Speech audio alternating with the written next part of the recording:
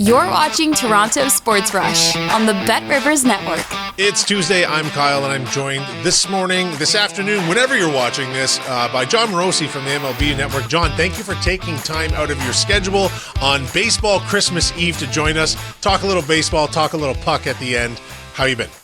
Outstanding, Kyle. Happy New Year to you, to Tim, to Dan, everybody there with the podcast family. Great to be on the show. What a wonderful time of year. I love this. I love this week. All the excitement. Giants, Yankees starting it off there for the exclusive international broadcast there for them. And then, of course, for the Jays on Friday. Can't wait. There's a lot of excitement. I think the momentum of the WBC has really helped this season start with a lot of excitement. Okay, well, I'm going to put you on the spot right away. You have a very top-down view of the entire MLB. How would you grade the Toronto Blue Jays offseason? I think they addressed it with the addition of Cease. I think that was a really good pickup. Rogers in the bullpen as well. Obviously, the late trade there for Sanchez. I think they get. I'll give them a B+. And I say B+ because the one thing that maybe is preventing them from getting an A is I do wonder a bit about how they will collectively replace Bo Bichette. Not their fault. Obviously, you look at the way things played out. It seems as though they were more comfortable with having Jimenez there defensively over at shortstop. Obviously, they've got Clement. Barger fits into the infield too. So I think for a variety of reasons, it just seemed like that was the better path for them. But I also look at that lineup and say it just doesn't quite look the same without everything that Bo brought to the table. So B+. And the other thing too that maybe prevents it from being an A, and again, it's not their fault. This is baseball. Just the number of pitching injuries they've had come up during the course of the spring. Once again, Eric Lauer is there ready to save the day in the rotation. Glad they didn't get rid of him because he saves their staff every single year, it seems like. And he might become their most dependable guy yet again. So glad they brought back Scherzer because they really need him right now. Losing Bassett obviously is tough because of all he meant to them on the field and in the clubhouse. So I feel pretty comfortable saying a good B+, and there are certainly many, many paths that could see this team win the American League East again. And so you went to the pitching staff a lot, which makes perfect sense because so much of the offseason focus was on that. And now heading into the season with the guys on the IL, but then being able to still put together a starting rotation of 5 pretty solid arms. But is this rotation built for the depth of a long MLB season? Can it withstand other potential injuries? How is it going to fare? Because really last year the Blue Jays were a second-half baseball team. They really were. They are about at their limit, Kyle, I would say, in terms of being able to withstand injuries early on. You would hope that some of the pitchers that are starting on the IL will be there and ready for you. Obviously, with Bieber, it's unclear. I think now we're seeing the reason why maybe he accepted that player option at the start of the offseason when many people expected him to go out on the free agent market. Now we're understanding perhaps that there may have been some physical reasons why it was logical for him just to stay in Toronto, and they got to know his elbow well in the second half of last season. So that's where the current cast of 5, Kyle, I think really has to take the banner for the next couple months, at least the next month, and then maybe some of the pitchers come off of the IL and help. We have all these different running metaphors of the season. Is it a sprint? Is it a marathon? Well, with pitching, I actually prefer the relay race metaphor to any other one because there are different pitchers that have to step forward and be the anchor leg, if you will, for a different interval of time. And we saw at points last season how important Lauer was. Obviously, Bassett no longer there. But those types of arms become very, very important because they're able to soak up the innings at different stretches and really allow the rest of the staff to line up in an appropriate way. So they're about at their limit when you've got 3 starters on the IL to begin the year. If you want to add a 4th in Francis, that's a lot. And so I think that's something where the internal depth, you'd think about someone like a Ricky Tiedemann or others that may be counted upon by their overall pitching development group. That now becomes one of the more important aspects of this organization to me, Kyle, is how many of the young starting pitchers or the veterans that they have brought in who are at AAA or even AA to begin the year, how quickly can they become major league caliber starters? Where is this year's Trey Savage? You probably can't count on another Trey Savage coming forth during the course of the season, but that is important to remember that the Jays don't get to where they eventually arrived last year without a player coming up from the minor leagues very late in the season. And that's the value of having a healthy farm system, which the Jays have, but it's not clear to me if they've got someone of that level of impact to rescue the rotation, if you will, in the second half of the season. Your note about Shane Bieber, they got to know his elbow well. What a modern baseball sentence that is. The level of scrutiny these guys' arms are constantly under and being protected by the medical team. Okay, so you mentioned the World Baseball Classic, and I want to get your thoughts on something here because we saw some really good performances from some Blue Jays. Of course, Vladdy, Alejandro Kirk, and then Jimenez was on the actual gold medal winning team in Venezuela. What kind of a bolster does it give to the guys on this roster, both who hear the stories and who actually live them in the WBC, to start like their season with this level of competition and intensity, compared to the way the Jays started last year, which was a pretty slow start? Like, what does it do for these guys coming out at that level? Yeah, it's a great question, Kyle. I think that we do see a lot of carryover from some of those players, and it remains to be seen. Obviously, sometimes there are pitchers that ramp up early, and maybe they go through a bit of a dip in performance during the course of the season, because it is a long time to try to be at your peak level of performance. I think for the position players, it's a universal win, because sometimes it takes them a while to really get comfortable. I thought Vladdy, his at-bats looked excellent. He looks like he's in great shape. Those are all really important elements to his success. I think he, as much as any other time in his career, is really front and center. I actually just typed out an email to my producers at MLB Network a short time ago about topics for the year, and one of them that I have the idea to explore is Vladdy ready to step right there alongside the likes of Judge and Ohtani as one of the faces of the game? And I think he is. I mean, to me, he led that team to the World Series last year. The regular season maybe wasn't as perfect as he would have hoped it was going to be, but the playoffs, he certainly showed up in a huge way. And I think we got a chance to see what he's all about. And now there's no question it is his team. And again, he shows up in great shape. He's got the contract. I just thought overall he was one of the key players for the Dominicans, and I think that carries over quite nicely. Jimenez played for Venezuela the way that I believe he'll play for this team, which is he is an elite complementary player. Not a superstar, but he is a winning player, does a lot of the little things.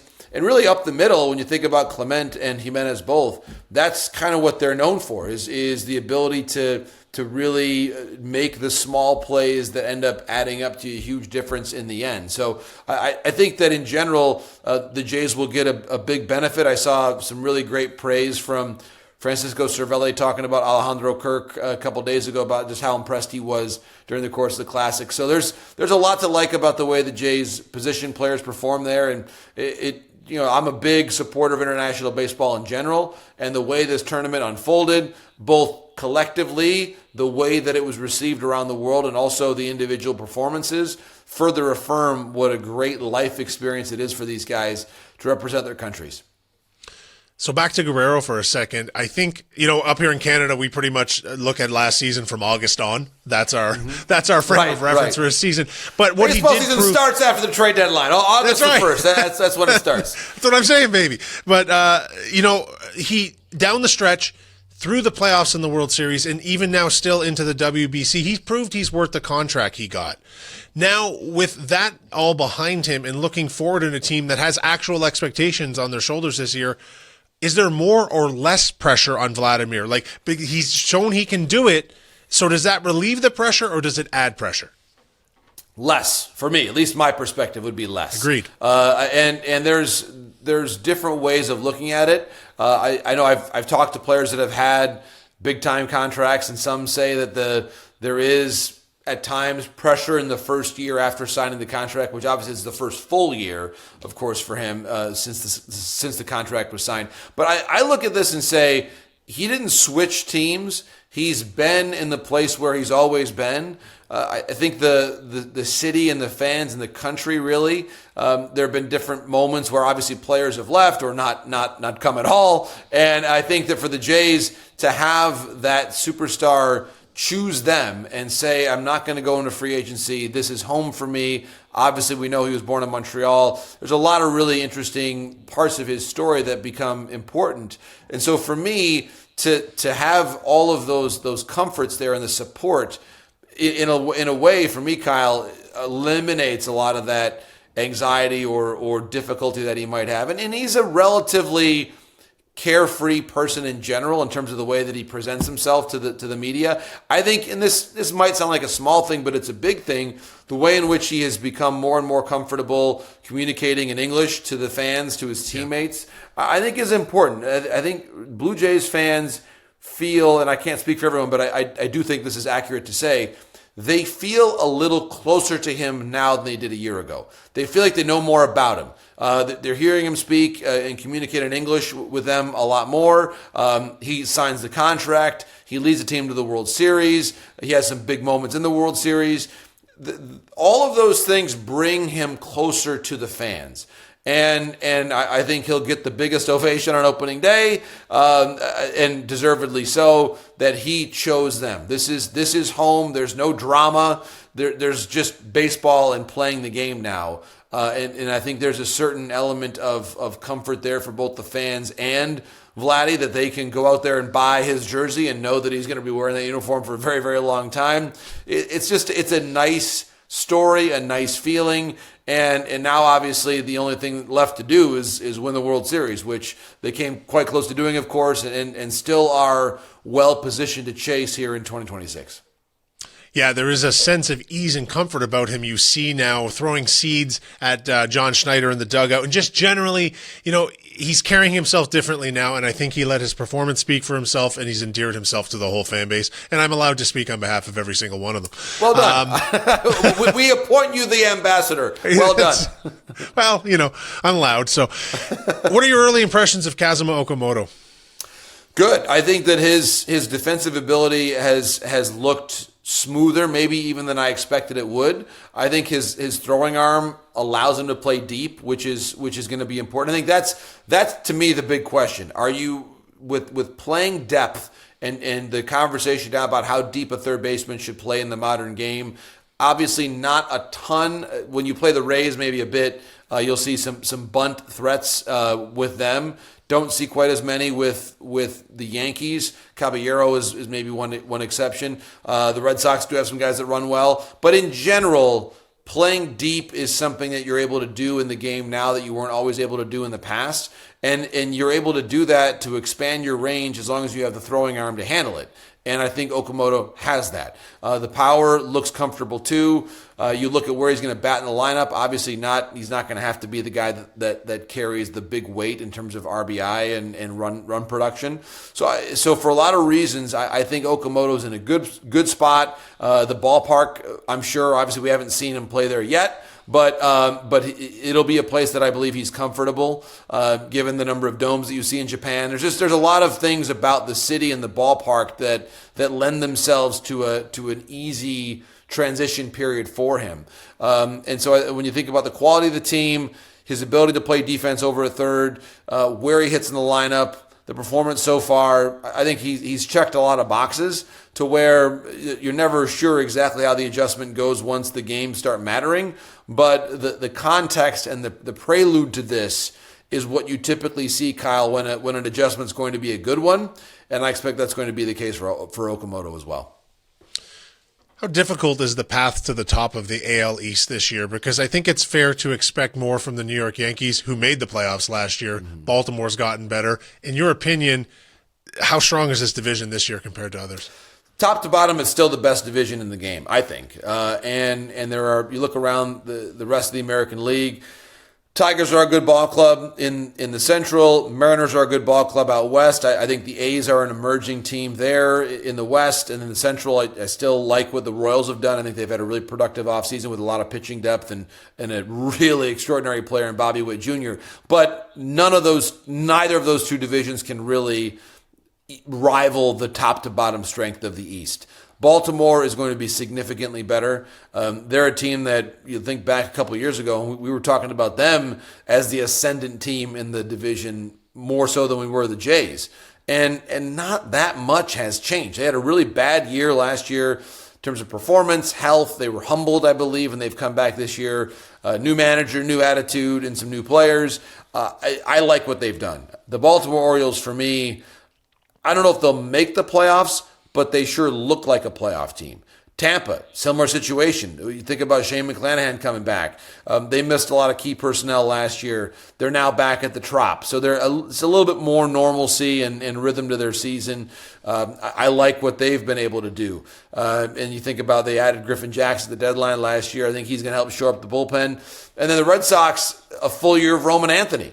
We know what a great player he's become. So the Yankees get Garrett Cole back. The road is, I don't know how to put it in terms of orders of magnitude, but I would say, Kyle, it's at least twice as difficult as it was last year, maybe even 3 times as difficult. Just because I think every team, without really stretching our logic too much, you could argue that every single team is better. And the Jays, of course, don't have Bo Bichette any longer, and they have some rotation questions. And I do think the bullpen is a little bit of a better spot because they've added Rodgers, and I think some of the returning players, Little, Fisher, et cetera, will be better. Fluharty, I think, will be better as well. But the competition is better too. So the Jays could actually play as well as they did last year or better and not win the division, because the competition is going to be that much better, I believe, in what is still the best division, top to bottom in Major League Baseball. So you mentioned the Mariners, and it seems as though, we were treated to it was truly a magical American League Championship Series last year. Is a bit of a rivalry forming there now? Because a lot of people do, in fact, consider Seattle the second Canadian baseball city. I agree. I love the rivalry. I had so much fun. I covered every game of that series and just had an absolute blast. I mean, some great moments, obviously, and too, the back and forth was just so impressive. Yeah. The way that the Blue Jays answered in games 3 and 4, and then they really had a bit of a gut punch loss there in game 5, then come back and win the next 2. Just a great series, a ton of back and forth, amazing moments. Springer is hit by the pitch, everything that followed that, and then he comes back and has the big moment in game 7. So there were a lot of things to like about the way the Jays played. The Mariners feel like they were really one swing away from winning the whole series.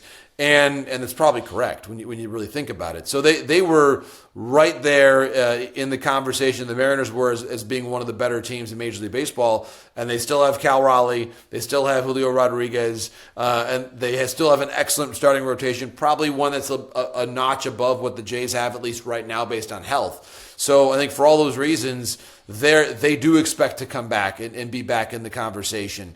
They don't have Suarez, of course, but they did re-sign Naylor.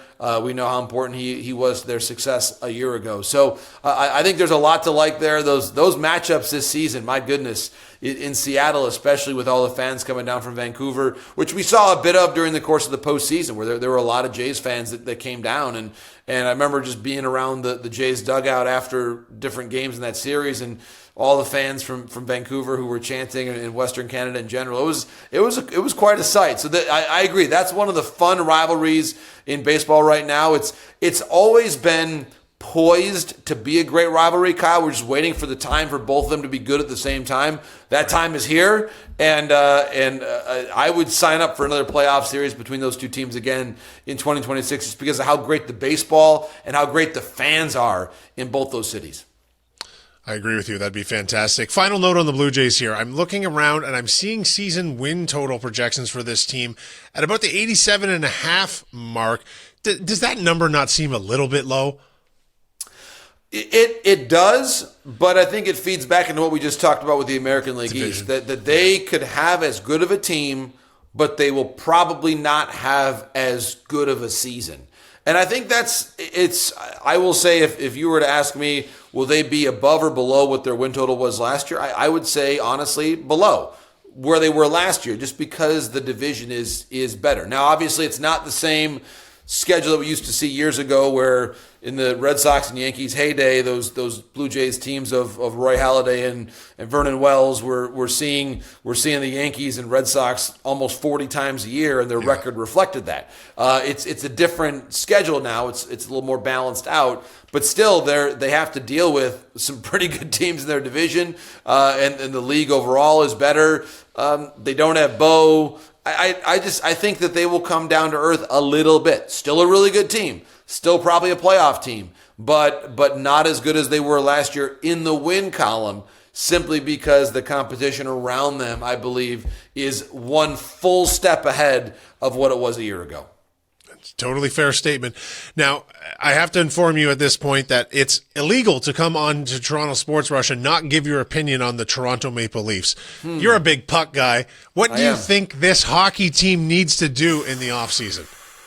They have a lot of work to do. And Kyle, that's not exactly breaking news. I'm not breaking news to everybody on that one. But here's what I see. And again, a lot of people listening have probably, especially over the last month when I've been in WBC land, have watched a lot more of the Leafs than I have. But what I see when I look at this team from a critical standpoint is they missed their window. No amount of re-engineering and creatively restructuring the team will change the reality that they missed their window. At least they missed their best window. Now, do they still have a chance to win with Matthews? Of course they do. But their best chances to win with Matthews are in the past, in my opinion. And we think about, obviously there's no more Marner. I'm a big believer in Nyes and his future. But you look at this mix of players, it would be difficult for any objective analysis to look at this roster and say, oh yeah, it's better now than it was 3 and 4 years ago. It's not. It's not as good as it was then. And the division is getting better. Now all of a sudden, Buffalo has really emerged. Ottawa is now right on the cusp of a playoff position again. Detroit, despite wobbling a bit lately, is a quality hockey team. There's just and the Canadiens obviously are good. I mean, they're a really good hockey team right now. You got the defending champions in that division. There's no scholarships to the postseason in this division right now. And the Leafs are not as good as they used to be. If they're going to be creative here and make themselves a better team for next season, what I would say is it's going to have to hurt a little bit. You might have to make a move where you trade a player that you don't want to trade and bring back some assets and get really creative. If you keep moving this team 1 year older, same core, do it all over again, I think that the results are going to be somewhat similar. Now, obviously, Matthews, there have been moments this year where he's looked like himself. Obviously, a slow start, then the injury at the end. I thought he was excellent at the Olympics for Team USA. It's one of those years that's kind of up and down, but he's got a lot of years in the league now. He's been in this league for basically a decade. So it's just it's a tough time right now. It's not exactly breaking any new ground here. But the point is that this team has to get creative. It's not just, let's sell off our assets that are expiring on contracts. You're just churning at that point. You're not actually changing the core. So to really change the fortunes of this team, you probably have to make some moves. And I'm telling you, Kyle, again, just similar to what I just said about their best windows were in the past, their best chances to make creative trades are also in the past. You don't benefit by trading players a year or two too late. Look around at the teams that are good in advance in the playoffs. How mobile and how talented the defensive cores are. Would you describe the Leafs D-core as being dynamic and mobile and creative? Probably not, based on my reading of the situation. So that's where they're at. It's a difficult position to be in, but that's the realistic assessment of what I've got right now. It's a very realistic assessment, one shared by many, and we just needed you to confirm what we all feel up here in Toronto these days. Sorry. No, you shouldn't be sorry because you're speaking the truth. They got to pull the trees up from the yard. That's what's got to go on here. It's take time the roots to out of the lawn. Yes, we need a full re-landscaping of the roster. But the good news is, Kyle, Leafs fans are known for their patience and forbearance and clear-minded, sober perspective, and they will be incredibly patient during the course of this rebuild. Yeah, well, sure. we welcome delusion on this channel as well too. Hey, listen, I think this is a grassroots thing. I think they got to implode everything about this team, including that stupid goal celebration song that I've hated for years. I think they change everything, change the culture of this team. But that's enough. We're done with the Leafs for today, John. Right. I want you to have a fantastic opening week of MLB. We're all waiting for it. It's Christmas Eve for us baseball guys, and thanks very much for joining us. I'm sure we'll see you throughout the season. My pleasure. Look forward to it, Kyle. Thanks for the invitation. You do a great job on the show, and all the best for this wonderful time of year. Thanks for watching Toronto Sports Rush on the Bet Rivers Network.